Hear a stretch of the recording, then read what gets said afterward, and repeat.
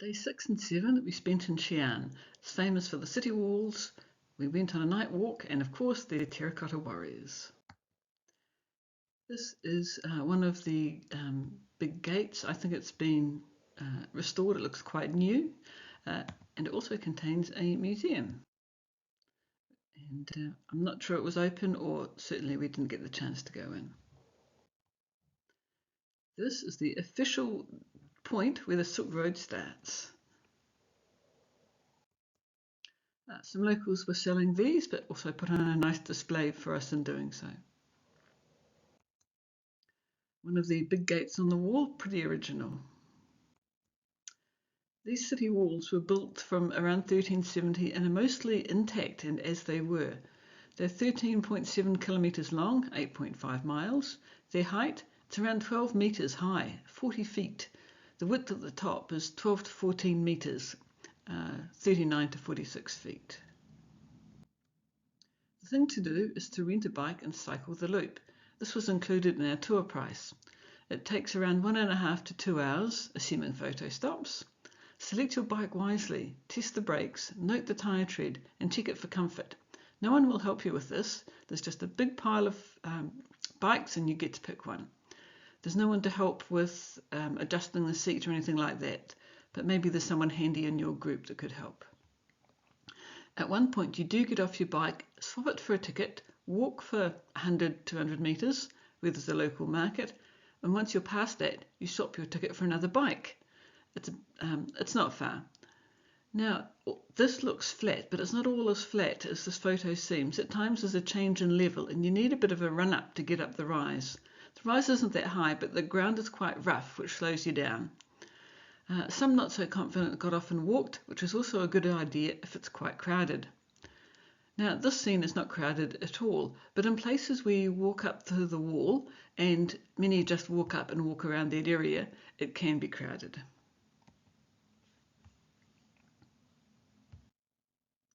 It's 14 square kilometres inside. It includes historic neighbourhoods, a Muslim quarter, bell tower, drum tower. Being so high, the walls give a great view of the inside. Yes, see the historic inside contrasting with the high-rise outside.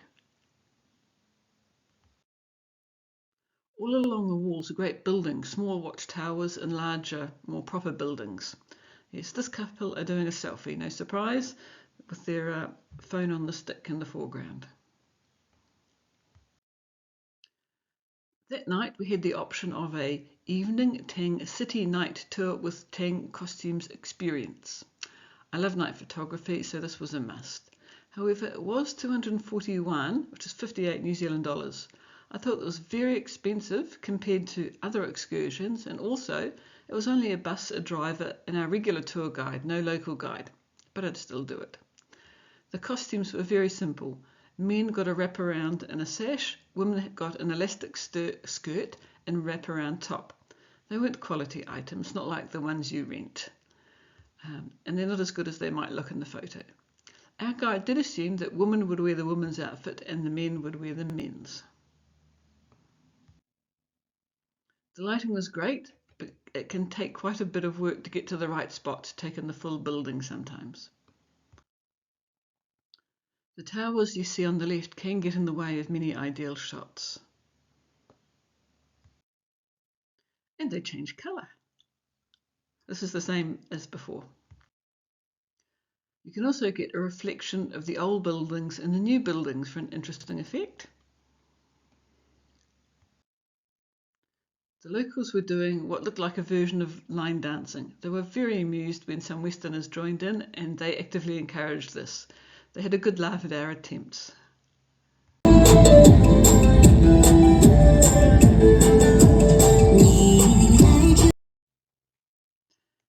This, I think, had a shop inside. Oh, these were fun. The squares changed colour as you stepped on them. The trees were lit up too. Many modern buildings had advertisements on them, and they were big. You could take photos of these people who were dressed up in era costumes, but I think they were there for the tourists as part of the site. No one asked for money. This fountain changed colours. It can be difficult to get photos at times with the volume of people, and especially where they all want their photos taken in front of something. But if you look up over the people, sometimes it's the only way. We're in Xi'an again today, and we started the day with Tai Chi, just like the locals. They were a bit better than us. Or there's morning table tennis with the city wall behind. Another vendor doing a demonstration. It was a bit better than us as well. The Warriors theme is everywhere. These are modern versions with how they would have looked with their paint intact when they were buried. And there's an ice cream. There's always an ice cream. In the markets, there's always markets. This cake was common in many parts of China, a sticky rice item, I think. And of course, some more exotic, well, to me, exotic items. This was potato, the first and maybe only time I saw potatoes in a market. Yes. Don't want to speculate what these were. However, our guide constantly told us not to eat the street food. She said that although they often cook it right in front of you, you never know how long it's been sitting there in the sun. Cold juices were fine, restaurants were fine too. Now, no one did actually eat the street food, and no one got sick or admitted to it. Before going into the Warriors complex, we went next door to the workshop. This was another shopping opportunity, but this time it was more of an actual factory. Outside, you could stand behind the various warrior facades and have some fun photos. For some, you needed to be a tad taller than me. They were unpicking clay from plastic bags, using the mould, and then touching them up. The woman on the right was very skilled at this, and there's a video of her doing it coming up. I've left the sound on so you can hear the tour guides and I think a video display that was on. You could buy full-size warriors for a price. However, you could also stand amongst them for photo opportunity. They didn't seem to mind, but I'd be worried about someone knocking one over. You can also get a head done in the shape in your head. You provide them with some photos and probably 10 grand, and they will ship off a head, terracotta warrior head in your image. Some things for sale. There was a decent selection of t-shirts here also, the best quality I saw in China. The most expensive too, but reasonable, maybe $20 New Zealand. Note here there were two t-shirt places. One was tucked away. It had cheaper t-shirts, and they said it was last year's stock. They still seemed fine to me, just different designs. Oh, see my China preparation video to see the t-shirt that I did buy. Yes, this was for sale too, and it is as big as it looks. Yours for 580,000 yuan. That's around 140,000 New Zealand dollars, 81,000 US. Maybe as much again for the shipping, but you'd have to have the space for such a large object, then you're probably doing okay. We had lunch there. This was a tourist lunch spot, not a local cafe or restaurant we were used to, but it was the only option around. It was the worst meal of the trip. I think someone had been playing with the labels. That looked more like potato salad. And this isn't purple. But finally, we were ready to see the real thing. First, there's a 15-minute walk, or for $1 or $2, we chose to take the electric carts there. This is a map of the complex with 3 main pits.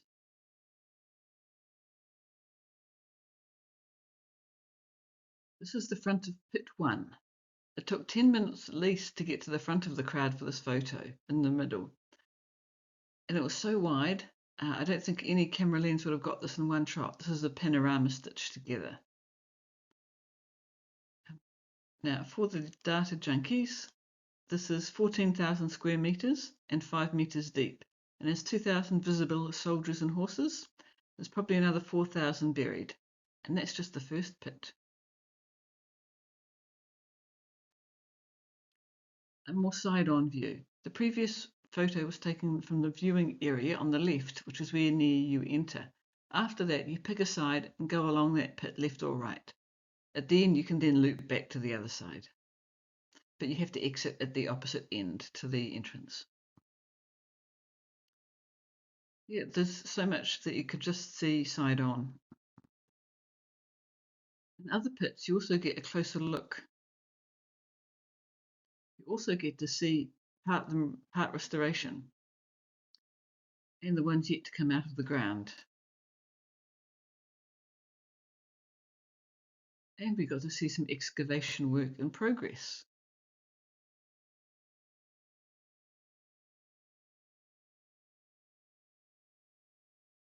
The really good ones are on a display in the museum area where they are safely behind glass. This is very crowded, but you do get to see them up close. There were shops, of course, in this complex where I found postcards and, more importantly, international stamps. Posting them is another story, which I'll cover in a few weeks when our guide finally found a post box for me. There were no electric carts to return us, but a walk, and of course, street vendors and markets.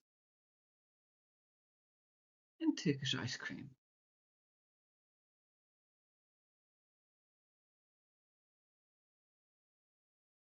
Corn and corn flavored things are a big thing here. These looked good.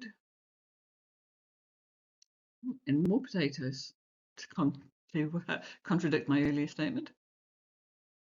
These were very good. I didn't eat one here, but on my free day in Beijing. They're basically fried meat pies, but it's more of a bread than a pastry shell. I assume these were cigarettes. This kid was amusing us, imitating all the statues. That evening, there was an optional dinner. Evening Tang Dynasty dancing show and dumpling dinner. I think 6 or 7 of our group went. They said the show wasn't great, but the dumplings were okay. This was 380 yuan, around $92 New Zealand. Very expensive for what it was, and I was glad I didn't go. This is the Xi'an train station. All the train stations had good shops for snacks, but at train station prices. So plan ahead with supermarket snacks if you can. The large train stations did have McDonald's and KFC and other takeaways.